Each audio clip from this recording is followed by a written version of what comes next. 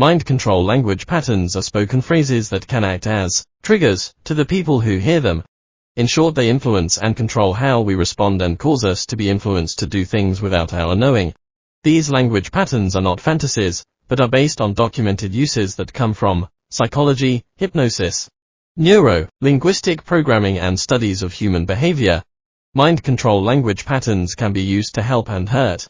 One can use mind control language patterns to create positive and lasting change in people as well as feelings of trust, love and affections. They can also be used to induce amnesia, fear, insecurity and doubt.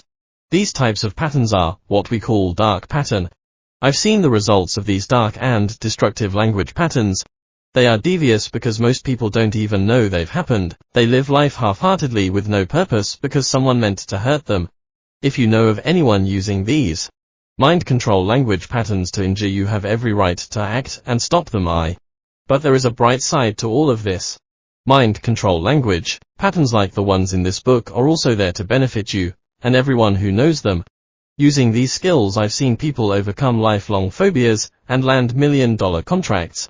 You can use these skills just as easily to land the perfect job, meet your ideal romantic partner, and end what may at times seem like an endless cycle of just trying to pay the bills. Knowing these persuasion skills and how to apply them can benefit your life and the lives of others. Knowing how to use mind control language patterns gives you incredible power. Not knowing these mind control language patterns takes the control out of your hands and places it into the hands of people who know their real power. Mind control language patterns will describe, explain and document the positive and negative uses and application of these mind control language patterns. First, words. After writing on persuasion and mind control in my last books, Mind Control 101 and The Forbidden Book of Getting What You Want, I had considered different to go in my writing. Fiction was one possibility that is still being toyed with in the back of me twisted mind. But the problem was there are still areas of mind control that need to be shared. I decided to go into more depth in the area of persuasion and mind control called language patterns. It's a good time to make clear what will not be in this book. First, this is a book about how to use language to influence people. There will be very little expositions on anchoring or other NLP processes. I want to focus exclusively on how to use language alone to influence people. A good friend and linguistics professor starts his classes by saying, the amazing thing about language and our ability to communicate isn't how well we can communicate our thoughts, it's that we can communicate using language at all. He's right. There is so much opportunity for misunderstanding and misinterpretation that it's a wonder we can talk for hours on abstract ideas and believe we understand each other. That said, there is a great deal that can be accomplished with language when used precisely. Amid all of language's complexity, there are processes that, when skillfully used, tend to yield very interesting and useful results. These processes, or language patterns, are what we are going to explore. The study and application of these patterns is both a science and an art.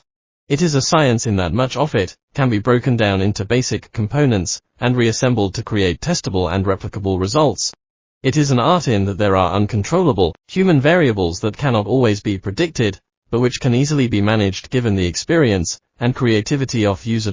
Some think of persuasion through language as akin to witchcraft because the results of study and application can be so dramatic, and in many ways I agree. Let's regress for a moment back to the pre-language world of our infancy. While in that life everything that was experienced could only be communicated through our most primal abilities, laughing and crying. As we learned language, we became able to describe, and even alter, our reality by the words we use to describe it. As we grow, we continue to alter our reality with words modifying it. We constantly make choices whether or not to use words like sad, depressed, and suicidal, or satisfied, joyful, and elated. Each of these words have a similar meaning, but the reality experienced through them is quite different. Like illusionists, our words modify our reality, and the reality of others, much as if were ancient alchemical incantations. Homer's tale of Argonauts describes the sirens, whose voices can compel a man to act even against his own best interest. But that's only in mythology, right? You are invited to learn these powerfully persuasive language patterns as if the secret incantations that will magically enchant or curse those who are to hear only your voice.